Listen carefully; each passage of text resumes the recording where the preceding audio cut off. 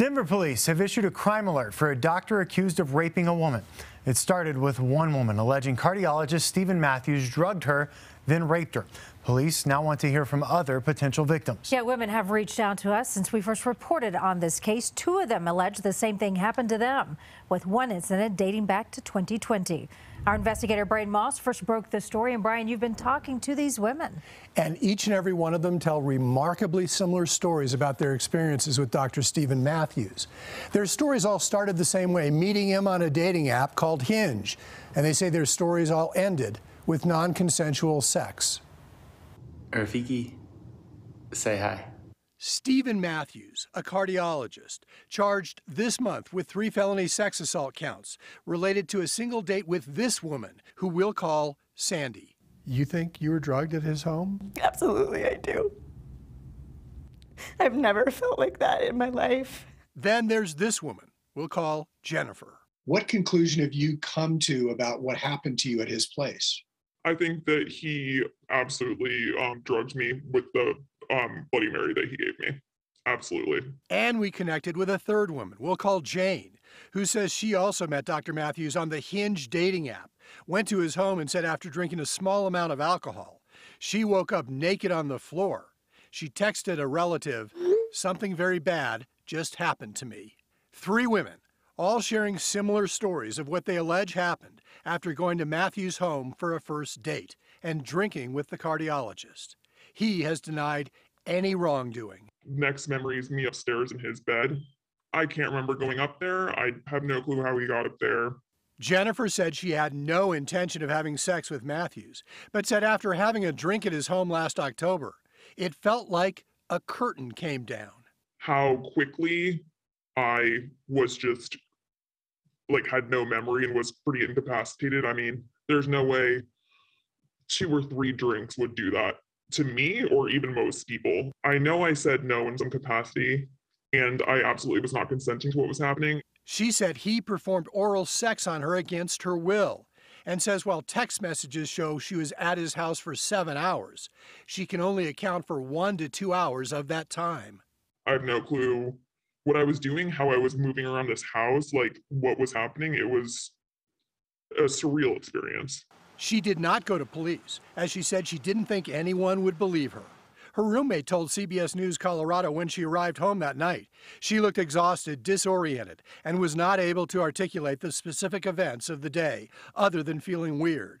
I've known her for 20 years. I've never once seen her to this point of incoherence. Jennifer acknowledges she stayed in touch with Matthews even after the alleged sex assault in an attempt to get answers about precisely what happened. As for Jane, in 2020, she did communicate with Denver police after one date with Matthews at his home. She said she had part of one drink before blacking out and waking up naked. A family member texted her, "Are you safe?" Her response, "Rapey, no." She says she fled Matthews' home and says a rape test the next day showed she had sexual intercourse. But she ultimately decided not to pursue a police investigation, thinking it would just appear to be a he said, she said situation. I just want people to know that I'm not scared. Sandy, the one who went to police this year, leading to a criminal case against Matthews, says she had several drinks at Matthews' home, but says it was not enough to get drunk. And the last thing she remembers is being in his hot tub. Yeah, I just remember seeing my legs through the water, and I was just kind of staring at them. And then that's all I remember. The next thing she says she remembers is regaining memory 10 hours later, finding herself at home. There were hickeys on my chest. And again, I didn't even know if we had kissed or anything. So to see that,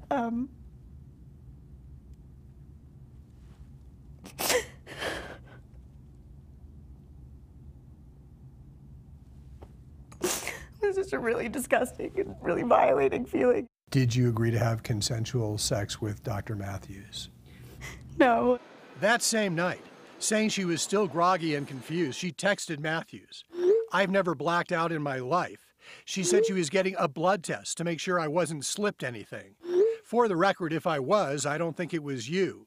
Matthews responded, "Whoa, whoa, whoa. Didn't slip you anything. Happy for you to get a test, though. It was so rapid and sudden." He blamed her lack of memory on what she drank.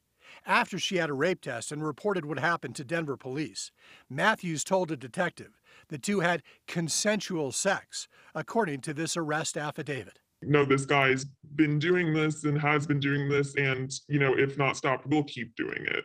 He's very clearly been doing this for a long time in a very similar fashion, and that's terrifying. Doing the right thing is hard, but you know, you can do it if you really need to, and I think I really need to in order to protect other women. This week, Denver police said they had received other reports about Matthews that they are now investigating. Dr. Matthews' attorney declined to be interviewed, but issued a statement saying he has information that challenges the veracity of the initial case and these new ones. But he says he won't try the case in the media. He said Dr. Matthews has the right to the presumption of innocence.